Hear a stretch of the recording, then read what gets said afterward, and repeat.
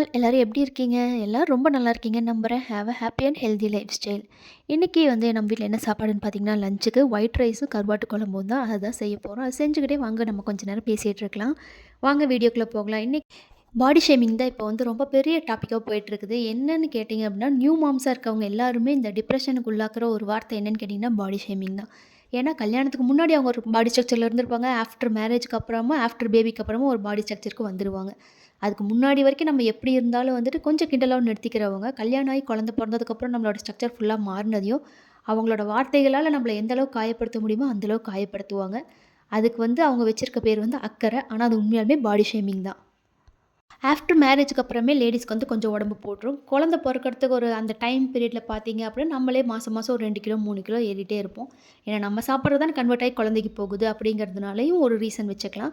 அடுத்து நம்ம ஹாஸ்பிட்டல்ல குடுக்குற டேப்லெட்ஸ் எல்லாம் எடுத்துக்கிறதுனால, நம்ம உடம்புல ஒரு சில விட்டமின்ஸ், மினரல்ஸ் எல்லாம் அதிகமா இருக்கணுங்கிறதுக்காக அந்த டேப்லெட்ஸ் குடுப்பாங்க. அதனால நம்மளுக்கு கொஞ்சம் சதை போடும். ஆஃப்டர் டெலிவரிக்கு அப்புறம் பார்த்தோம் அப்படின்னா, உடனே அவங்க அந்த வார்த்தைகள எடுத்துட்டு வந்துருவாங்க. "ஏன் இவ்வளோ குண்டா இருக்க? ஏன் இவ்வளோ பண்ணிட்டு இருக்க? ஏன் இவ்வளோ தூரம் போக விட்டுட்ட? ஏன் வயிற கட்டாம விட்டுட்ட? ஏன் இந்த குழந்தை இப்படி மெலிஞ்சிருக்கு?" இந்த மாதிரி ஏகப்பட்ட வார்த்தைகளால நம்மள காயப்படுத்திக்கிட்டே தான் இருப்பாங்க.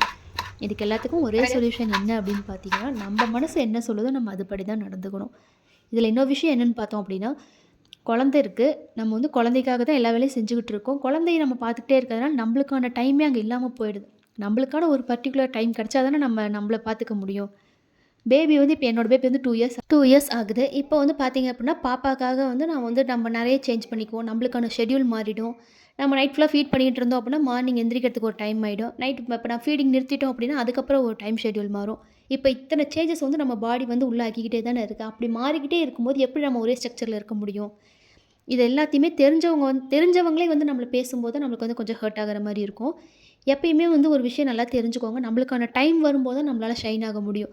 இப்ப குழந்தைய பார்த்துக்கிறது தான் என்னோட கடமைன்னு வரும்போது, நான் குழந்தைய தான் பார்த்தாகணும். குழந்தைய பார்க்கறத விட்டுட்டு, இல்ல நான் என் உடம்ப தான் பார்ப்பேன்னு நெனச்சோம்னா, அது அதோட நஷ்டமும் நம்மளுக்கு தான்.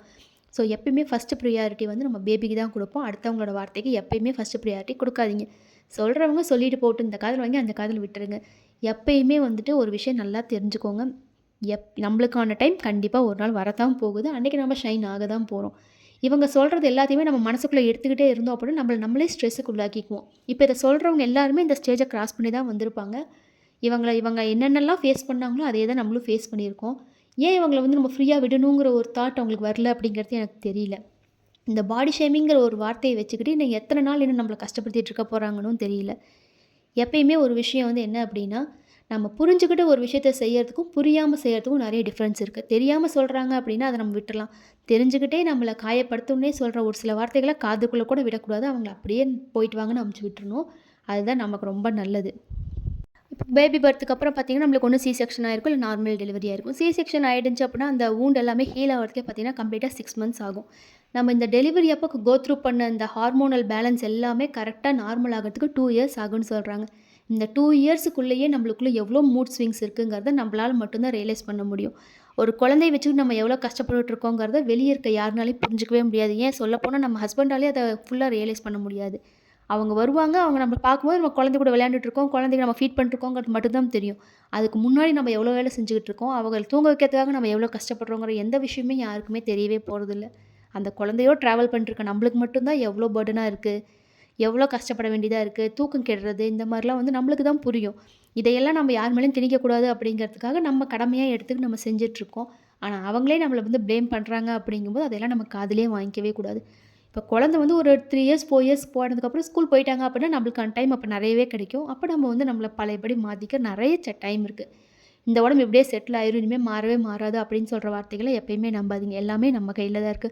நம்ம நெறைய லேடீஸோட இன்டர்வியூஸ்லாம் பார்த்தோம் அப்படின்னா, அவங்க எவ்வளோ ஒர்க் அவுட் பண்ணி அந்த மாரிலாம் பண்ணி பழைய உடம்ப ரீட்டெயின் பண்ணியிருக்காங்க. அதனால யார் சொல்றதையும் மனசுல எடுத்து நான் இப்படியே இருந்துருவேனோ, இப்படியே ஆயிடுமோ, என் வாழ்க்கை முடிஞ்சிருச்சு அப்படிங்கிற ஒரு நெகட்டிவான தாட்ட உள்ளுக்குள்ள கொண்டு போகாதீங்க. ஆஃப்டர் டெலிவரி நம்மளோட கண்ணாடியில பார்த்துட்டு நெறைய டைம் நம்ம எப்படி இருந்தோம், இப்படி ஆயிட்டோமே, காலேஜ்ல அவ்வளோ சூப்பரா இருந்தோமே, இப்போ நம்மளோட ஸ்ட்ரக்சர் மாறிடுச்சு, நம்மளோட ஹேர் டெக்ஸ்சர் போயிடுச்சு, நம்மளோட ஷைனிங் எல்லாம் போயிடுச்சுன்னு சொல்லிட்டு நம்மளே ஆல்ரெடி ஒரு டீப் இன்ஃபீரியாரிட்டி காம்ப்ளெக்ஸ்ல தான் இருப்போம். அப்படி இருக்கும்போது இவங்க சொல்ற ஏதோ ஒரு சில வார்த்தைகள் நம்மள அதிகமாவே தாக்கிடும். ஏன் அப்படின்னு பார்த்தோம் அப்படின்னா, நம்மளுக்கான டைம் இல்ல. இப்போ ஒரு சில குழந்தைங்க பகல்ல தூங்கிரும், நைட்ல அழுதுகிட்டே இருக்கும். நைட்ல அழுதும் பகல்ல தூங்கிட்டு இருக்குங்க. இந்த மாரி இவங்க ஷெட்யூல் மாத்திக்கிட்டே இருக்கும்போது, நம்மளோட ஷெட்யூல் ஃபுல்லா டோட்டலா சேஞ்ச் ஆயிடும். நம்மளோட ஷெட்யூல் சேஞ்ச் ஆகும்போது, நம்மளுக்கு வந்து ஒரு ப்ராப்பரான ஸ்லீப்பிங் இருக்காது. ப்ராப்பரான ஃபுட் இருக்காது. நம்மளோட டயட்ட மெயின்டெயின் பண்ண முடியாது. அப்படியே ஒரு சில நாள் சரி நம்ம எக்சர்சைஸ் பண்ணிடுவோம். நம்ம டெய்லியும் பண்ணுவோம் அப்படின்னு சொல்லிட்டு ஒரு 2 நாள் பண்ணோம்னா, 3வது நாளே அந்த பிளான் ஃப்ளாப் ஆயிடும். ஏன்னா நம்ம என்னைக்கு 3வது நாள் எடுத்து வைக்கிறோமோ, அன்னைக்கு குழந்தை மறுபடியும் அழுவ ஆரம்பிச்சுரும். குழந்தை அழுதுட்டு இருக்கும்போது நம்ம மேல கான்சன்ட்ரேட் பண்ணவே முடியாது.